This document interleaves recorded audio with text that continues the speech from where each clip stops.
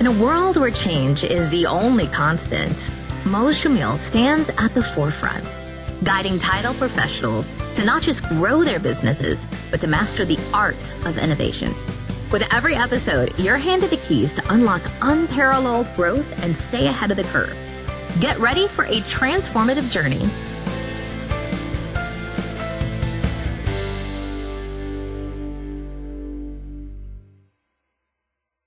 Hello, everyone, and welcome to the Title Agents Podcast, where we bring you insights and strategies to help you grow your title business.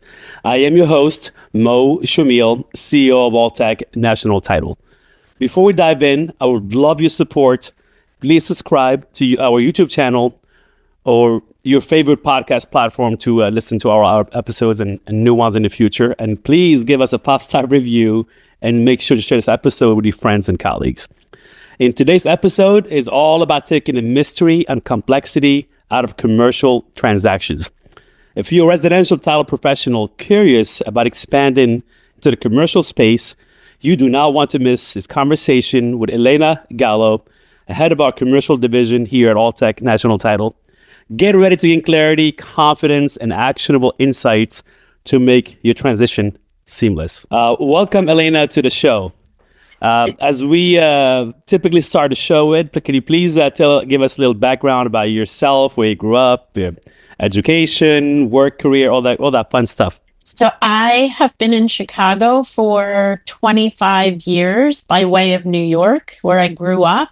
And my career landed in Chicago after going to school in Michigan. I got my first job here after going to law school. That was the first, place that I really settled in my career. And about 8 years ago, after having a really successful practice, I transitioned to the title side of things.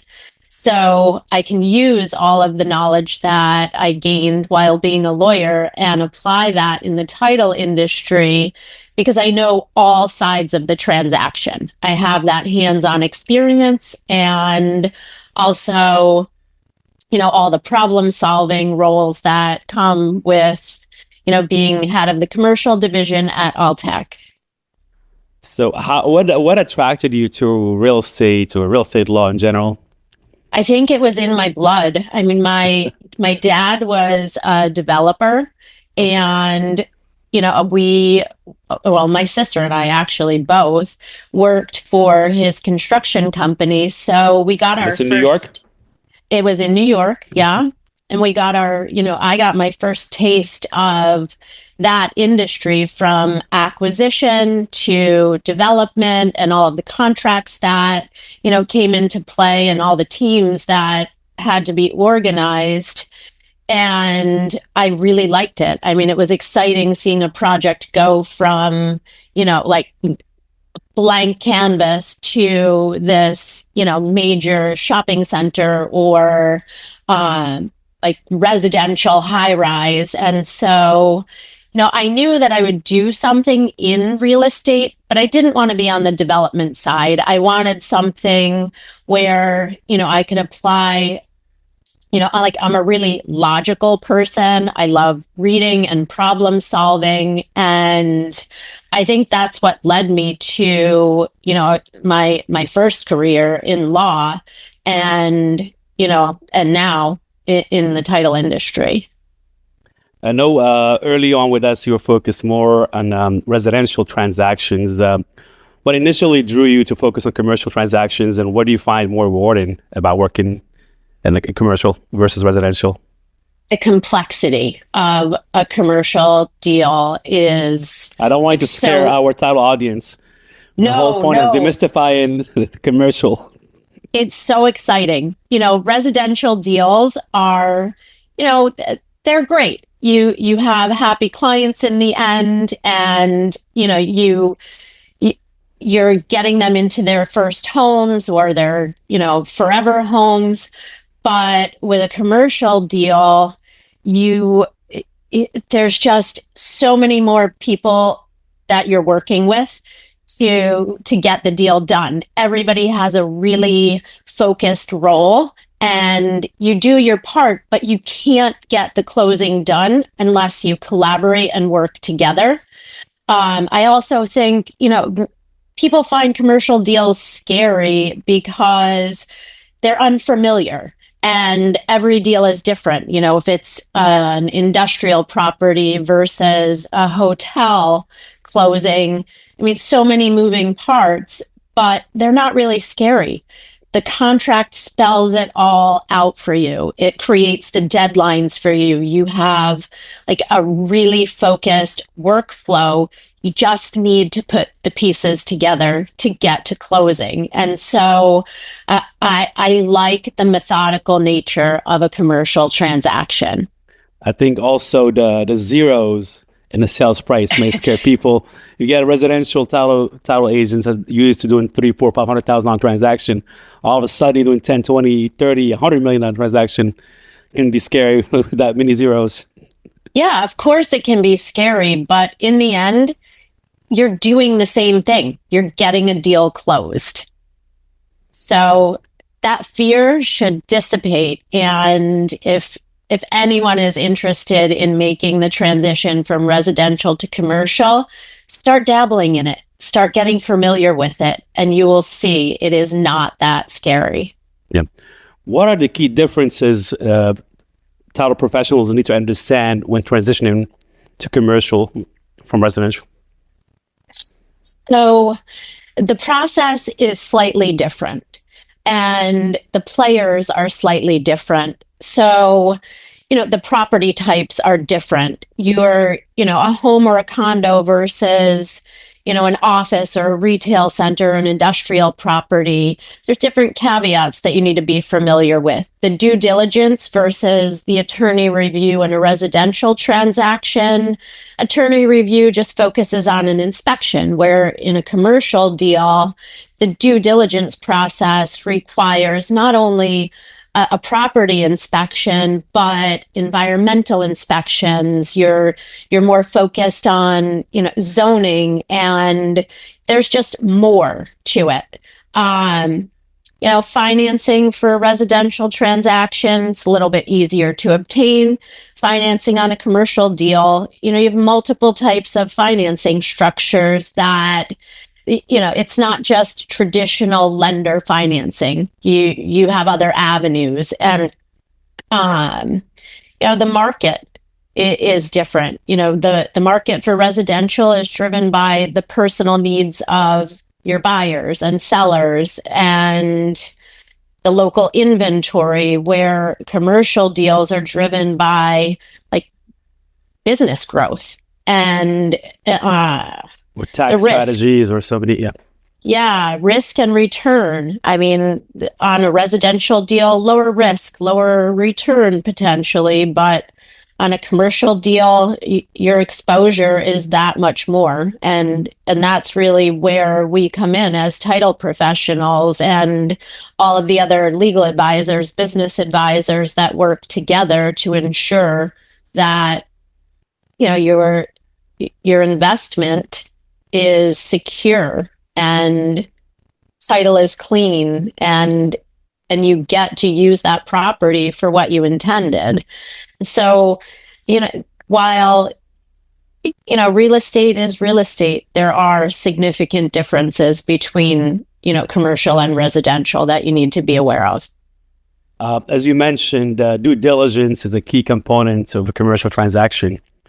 And it can be daunting as part of a commercial transaction. What are some critical steps or red flags title agents should be aware of during this process? First and foremost, know your buyer and know your seller. Their entity structures. Most with commercial properties, entities are purchasing the properties, not necessarily individuals. So you need to be very careful about making sure that their entity is in good standing, knowing who the signatories are for the purchases or signing the seller conveyance documents. Signing authority is spelled out in their organizational documents, and that person with signing authority may have limited authority for certain portions that they can sign off, or they could also be a person who is not a manager or a major shareholder of the company, and they're just assigned a responsibility to the entity. So you have to very carefully comb through the organizational documents to make sure that their structure is in place, it's in good standing for compliance and regulatory reasons, and that the person who is signing can actually bind that entity in the purchase transaction. Some other things that are really important to look at are, the inspection reports, the zoning. If the property, this is a big one. Zoning is really important because you want to make sure that the property is zoned for the use you're intending for your prospective business to go on. Make sure that zoning hasn't changed since the seller, purchased the property maybe years before. You also want to really look at the survey. The survey will, it will outline not only the boundaries of the property, but it'll show you where the existing structures are, if they're underground tanks or easements, that potentially you need to be insured for if there's an issue or if that structure shouldn't be there. The survey will, show you that. I mean, what if you have to remove it? In order for a utility company to come in and make repairs. These are really big things to be aware of, where, in a residential property, you might deal with a shed that is over a property line. It's not a fixed structure, but it's more significant in a commercial deal to thoroughly read through the survey. Environmental issues do come up. Especially when you're purchasing a gas station or, maybe if you're buying a property in Texas, there are underground oil fields, so there's extra due diligence that you're doing in a commercial deal. So how do you recommend balancing thoroughness and efficiency? You have to have everything checked and all the T's are crossed and I's are dotted, but at the same time, balance that thoroughness with the efficiency when managing due diligence for complex deals. I think everybody wants to close. Everybody, as you know, all the pressure from all parties. The key is communication and collaboration. Your workflow is already identified for you. Your deadlines are identified. As a title professional, what you have to clear before you can get to closing.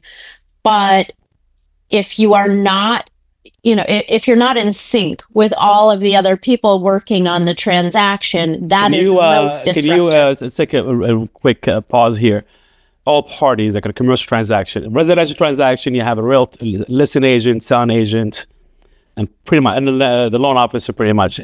On a commercial transaction, there's more parties involved. Can you just elaborate more on that and talking about due diligence? The buyer and seller each have an attorney in most cases, majority of cases, and sometimes they have teams of attorneys who specialize in different areas that they are relying on for advice. You have business advisors, investment advisors, and sometimes you even have specialized advisors like aviation or FAA consultants or environmental attorneys or consultants that guide you through issues that might come up. Your title team is instrumental in the closing process, and usually the buyer and seller, because they're sophisticated and it's probably not their first acquisition, they are also heavily involved.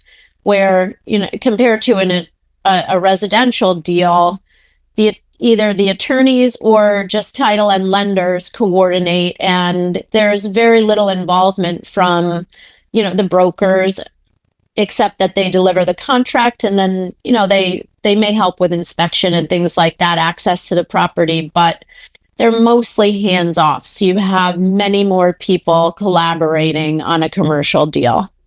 Okay. Can you share an example of a situation where due diligence revealed an unexpected issue and how it was resolved?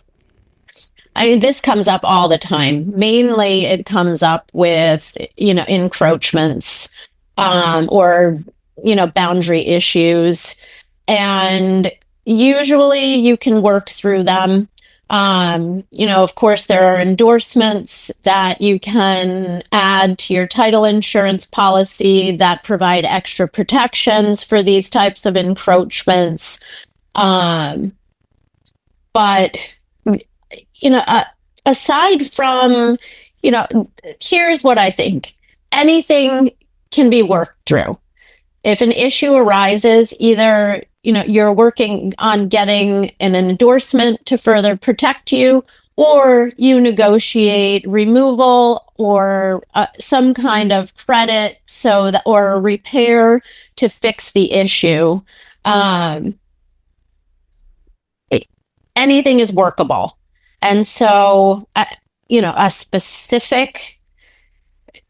every deal has issues. If I had to start talking about all of them, I could probably sit here all day and name them. But for the most part, you never had one simple, easy, smooth transaction. Most of them are smooth, but put it in perspective. There's always smoothish. Yeah, that's the right word. So let's move to finance and complexities in commercial transactions. So as you know, commercial transactions have involve more complex financing structures compared to residential. What unique challenges does this pose for title agents, or can pose for title agents? If you're not familiar with a particular type of financing, then it's something that you need to quickly learn about. You have to be able to read through the loan documents, make sure all of the vesting matches the title structure. And one kind of financing, I guess, that, I had to learn about was mezzanine financing, subordinate financing.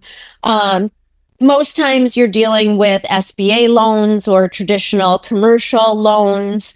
Hard money loans can be a challenge sometimes because not all of the documentation that you get is thorough, especially if it's not an experienced hard money lender.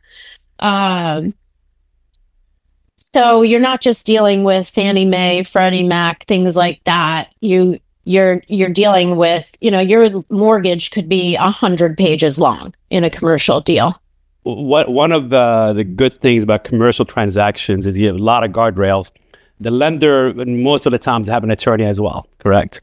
Yes. So all these attorneys, you as a commercial escrow officer, you act as more as a quarterback, get instructions from all these parties, all these attorneys, and your job is to kind of just follow the instructions, and they act as it's a great guardrail because you have so many eyes looking at it. Everybody's trying to protect themselves, and your job is to collaborate and cooperate. Yes, exactly. And I can tell you a situation where a lender's attorney was heavily involved in the transaction. It was a hotel sale, and the hotel was like in a mall area where there were significant deed restrictions. And one of the deed restrictions allowed the shopping center management company to initiate foreclosure proceedings for failure to pay annual maintenance fees. And the lender fought pretty hard to have an additional restriction or to have that restriction lifted. That was a situation where I had to, it did delay closing. You had to get the development company and the ownership of the shopping center involved, and that posed a challenge. Ultimately, we got it done, but I see why the lender has the attorneys. They need extra protections built into their documentation. There's so much money involved. If you want to lend somebody 10, 20, 30 million, you want to make sure you get it protected to the best of your abilities and have attorneys looking at it. Yes, for sure. Let's move to title insurance and commercial transactions. That's what we do. It's our core business, core service. How does the underwriting process differ from commercial policies compared to residential policies? High level. I think there's a stricter scrutiny. You're relying on your underwriters and underwriting counsel to review, all of the endorsements that the lender requires, that the buyer may require. You're dealing with since there's more risk, you need to rely heavily on the underwriting team to make sure that we are not giving more protection than we are able to foresee might come up as an issue in the future. You want to make sure that the level of protection has to be supported by something that you've been able to put in the file. For example, if you're asking for a zoning endorsement, you need a zoning certificate, that supports the use. We can't protect a buyer from zoning changes if we don't have everything in place, before the closing. So what a good thing. A majority of transactions, if not all of them, they're going to fall above your underwriting limits. So you need the approval from underwriter anyways, which is a good thing. You cannot just bypass underwriter, which is a good thing. Yeah, they protect, the underwriting company as a whole, but we rely on them to protect us as well as the agent. Yeah. We're gonna go a little deeper and a little geeky, talk about endorsements. What are most common title insurance endorsements that come up in commercial transactions? And why are they important? Okay, so I keep talking about zoning, but a zoning endorsement comes up in every single commercial deal. It ensures there's no violations, the property complies with the local zoning laws, and the property is zoned for its current use. If somebody buys a property and they can't use it as they intended, then they have this extra protection built into their title insurance policy that, if it goes to litigation, if it protects them from losing money for failure to be able to use the property as they wish. Access endorsements are very common. You need to be sure that the property has legal access to a public road or a thoroughfare. If you can't get to the property legally, if you have to cross other people's lots to get there, you're landlocked. The property becomes valueless. Survey coverage. It ensures that the survey accurately reflects the boundaries of the property and any improvements or encroachments, other physical features, and those findings have to match the title description. So things from the survey are built into your title insurance policy. Environmental, that provides protection against risk from, harmful contaminants or major remediation. Liens and encumbrances. Of course, you have to make sure that title is clear. There's no unrecorded, mortgages or mechanical liens that could, come into play later. So if you have, the liens and encumbrances endorsements in place, if title doesn't show something that may or may not have been recorded timely, then, you're afforded this extra protection because it should have come up or we missed it somehow. That's more protection for, of course, the buyer. You have a variable rate mortgage endorsement that comes up sometimes. That's pretty self-explanatory. It's more for the lender's protection. And of course, I mean, you have your comprehensive endorsement. That's typical on any policy. But those are the biggest ones that come into play. What are typically the lenders are the ones who typically push in for endorsements or removing exceptions? What are the key ones they go after the most, or want to either remove or add, or adding protection they ask for? How do you balance that with underwriters? It's a dance sometimes. So, encroachments are a challenge sometimes because it's a huge risk to the underwriter and to us as a title agent. And survey. Sometimes, the lender is really adamant that they need a survey or a location endorsement, but we don't have a new survey. The parties agreed to use a survey that was a year old. So in that case, we need to go to the underwriters and see what their comfort level is with the existing survey in order to allow us to issue those endorsements. But typically with the others, we don't have an issue with getting approval from the underwriter to issue them. Yep. In your experience, what steps can title agents take to proactively address potential title insurance issues before they arise? Very carefully comb through the requirements and the exceptions and make sure that you have some supporting documentation for every single one. Run title updates at least monthly through the transaction, especially if it's a longer time from contract to closing.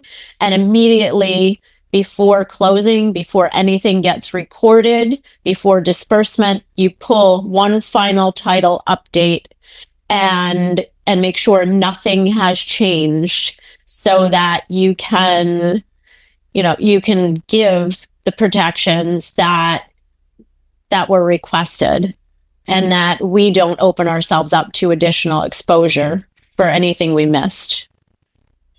I would like for us to go back into entity formation and authority and go a little more in depth. And a majority, if not all, transactions involve LLC, corporation, or a trust. It's rare when it's an individual purchasing a commercial properties because of high risk. So one of the first steps of commercial deal is ensuring that the purchasing entity is properly formed and authorized. What are some common challenges title agents face in verifying entity authority? Sometimes the the person who is signing has authority to sign, correct? Right, yes. Sometimes corporate documents are outdated.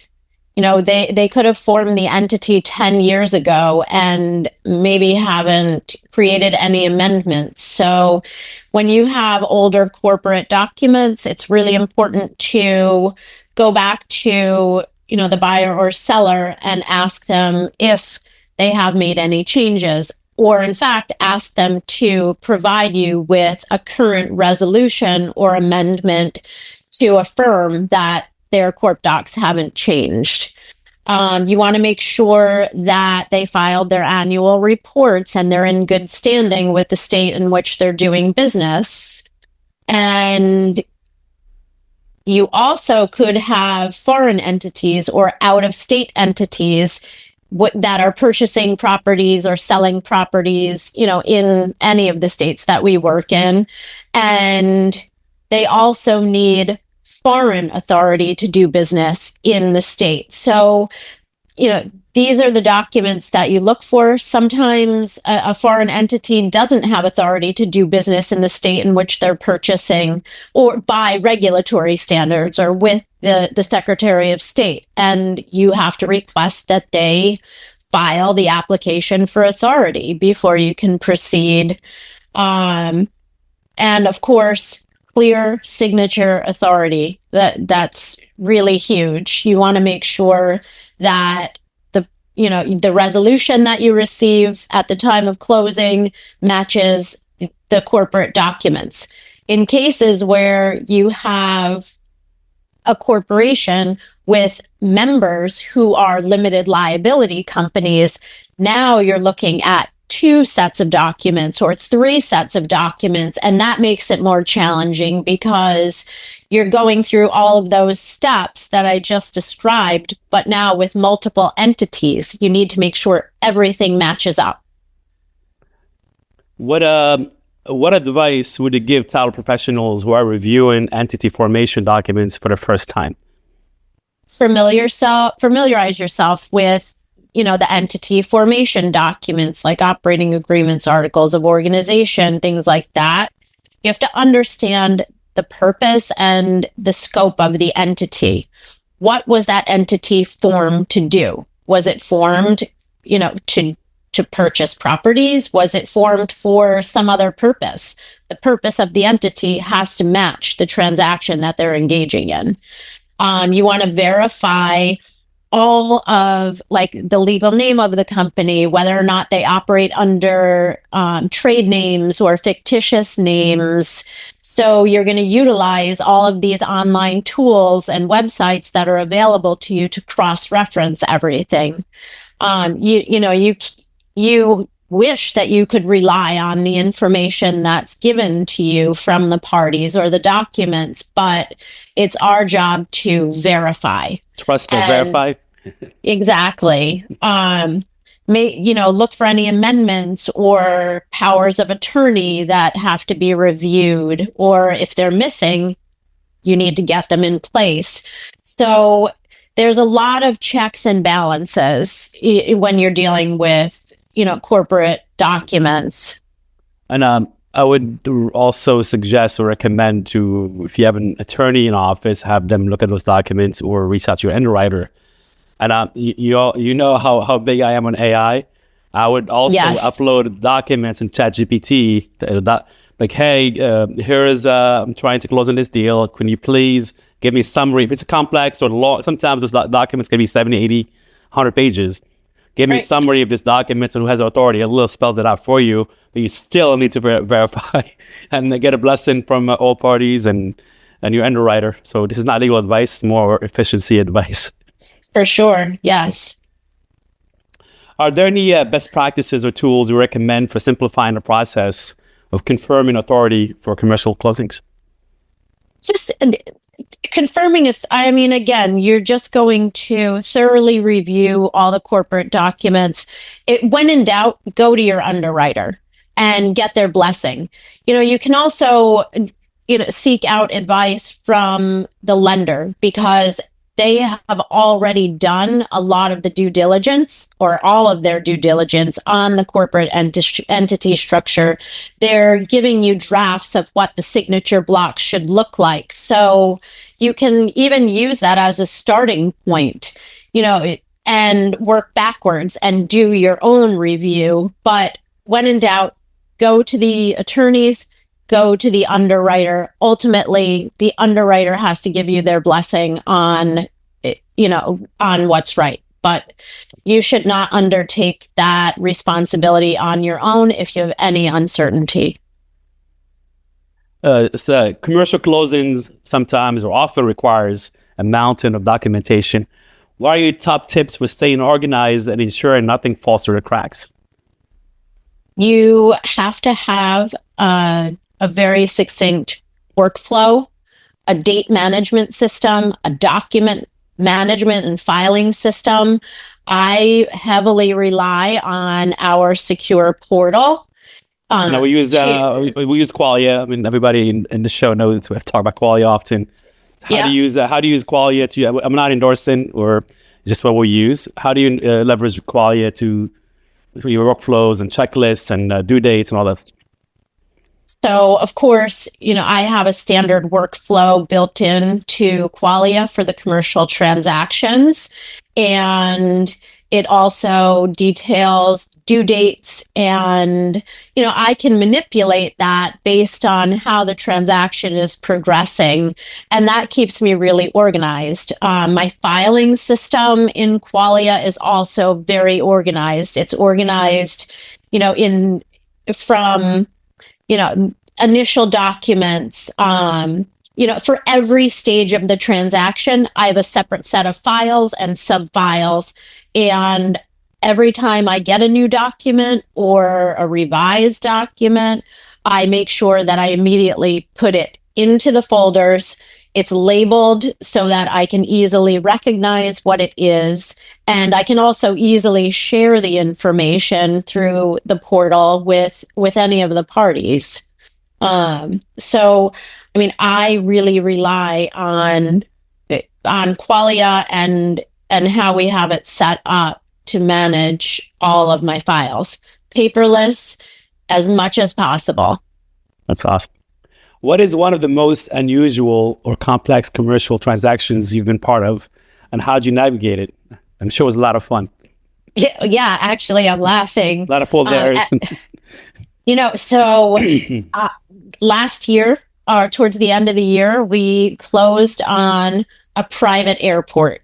This was totally new territory for me, and it was a huge learning experience. I didn't even know where to start. Of course, I knew, the general process. I knew that I had to clear title, but, I never had experience with dealing with easements for airspace. I mean, what? I had to learn about, different kinds of leases that are involved. For example, an airport hangar.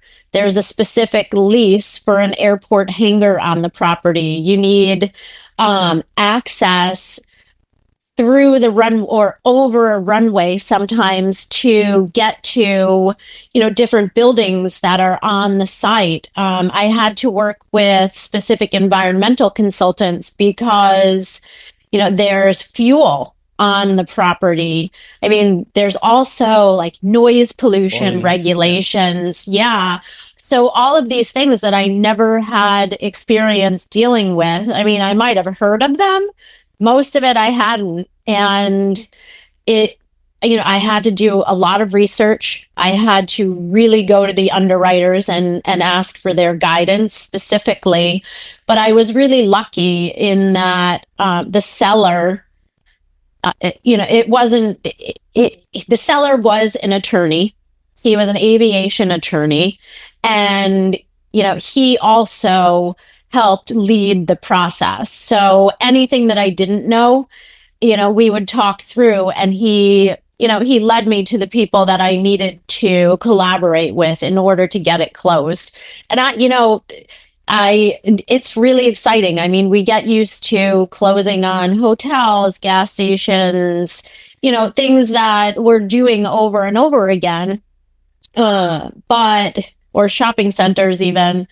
But this was, it was a lot easier than an airport. For sure. There's just, there's a lot more due diligence that's involved, especially, in the environmental space.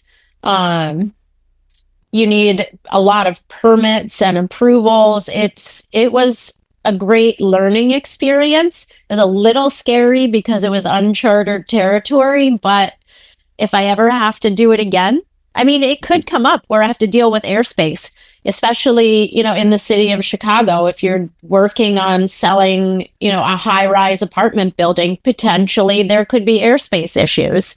Or if it's a low, a mid-rise surrounded by two high-rises, I mean, that could come up.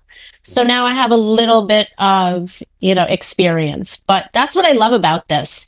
Every deal is different, but when you get to work on a new type of property, it reignites your fire. That's awesome. What advice would you give title professionals looking to expand their business in commercial transactions? I would say get familiar with the different types of commercial properties. Start surrounding yourself and networking with commercial lenders, commercial real estate brokers, commercial attorneys, and attend, seminars. Even, there's so much education available that you can take advantage of and gain at least a good foundation so that you can begin to embark on that transition.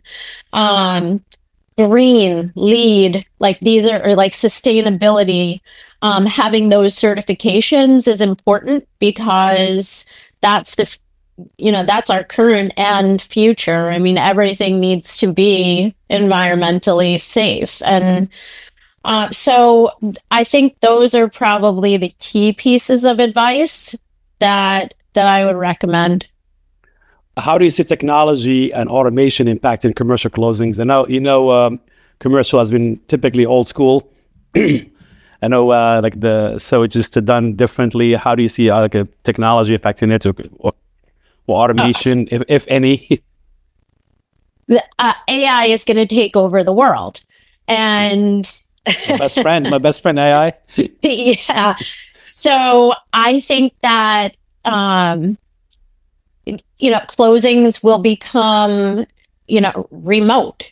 I think that signatures will be electronic, and we're already starting to see a lot of that.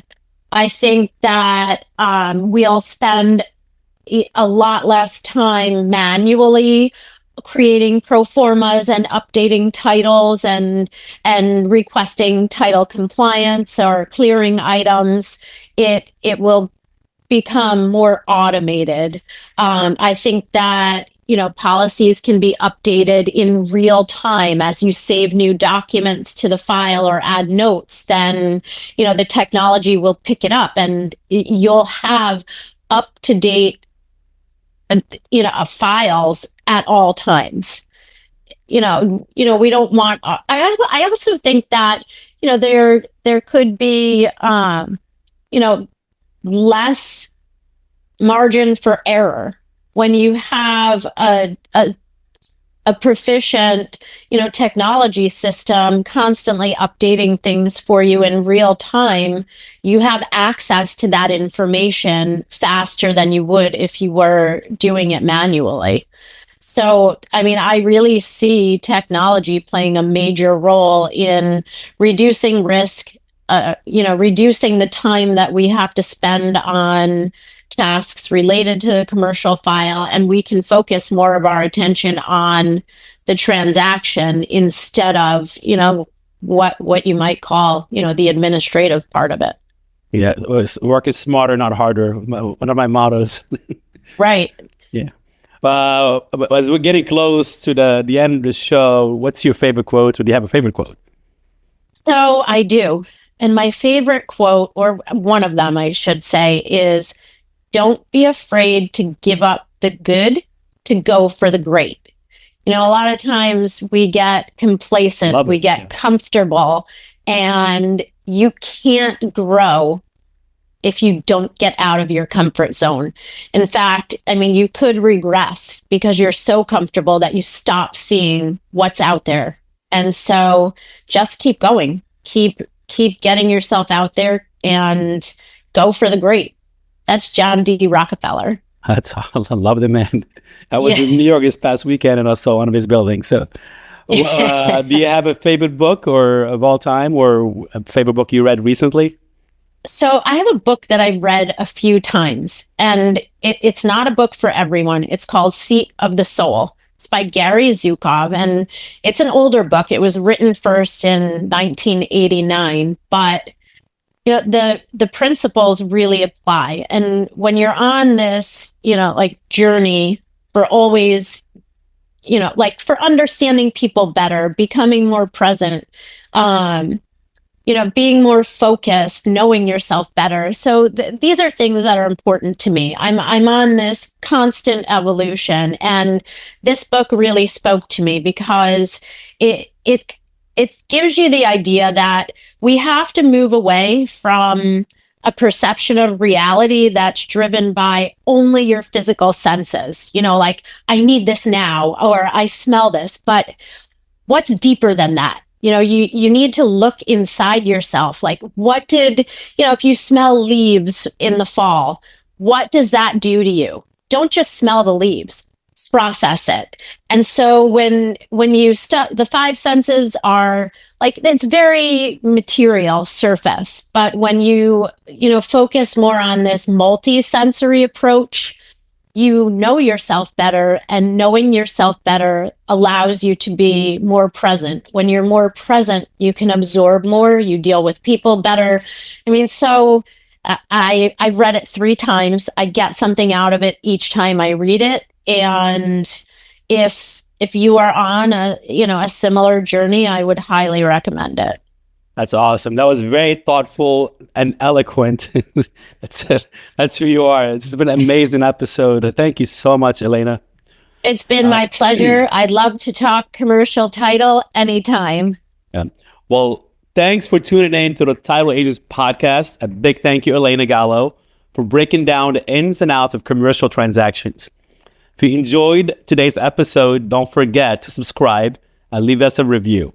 And make sure to share with your fellow title professionals. Stay ahead of the curve, and we'll see you next time for more insights to help you thrive in this competitive industry. Thank you so much, Mo. In a world where change is the only constant, Choumil stands at the forefront, guiding title professionals to not just grow their businesses, but to master the art of innovation. With every episode, you're handed the keys to unlock unparalleled growth and stay ahead of the curve. Get ready for a transformative journey